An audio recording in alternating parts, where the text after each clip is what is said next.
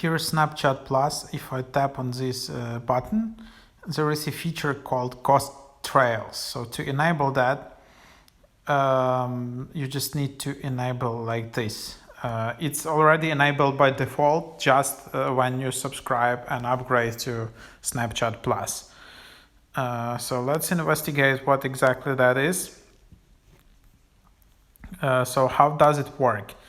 As Snapchat Plus subscriber, you can see where your friends who share their location with you have been in the last 24 hours with Ghost Trails.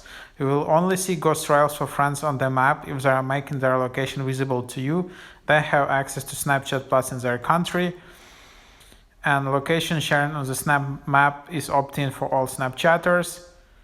And then tap on your friend's Bitmoji on the map to see their Ghost Trail. So just go to Snap Map, find your friend and tap on their Bitmoji, on their icon, and you will see that. But this feature is not working for everyone and it's quite limited at the moment.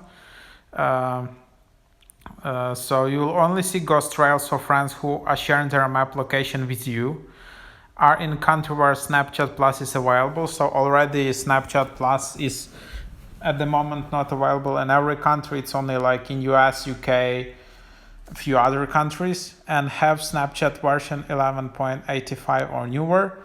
So if your friends have that, then you will see this Ghost Trail.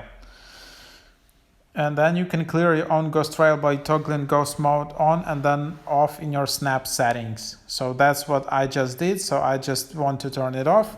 Disable Ghost Trail. Disabling Ghost Trail disables your ability to view the Ghost Trails of friends. Friends that subscribe to Snapchat Plus and can view on the map will still be able to view your Ghost Trail. So that's basically how it works. Yes, this is a new feature, which is part of the Snapchat Plus package, which is $399 per month.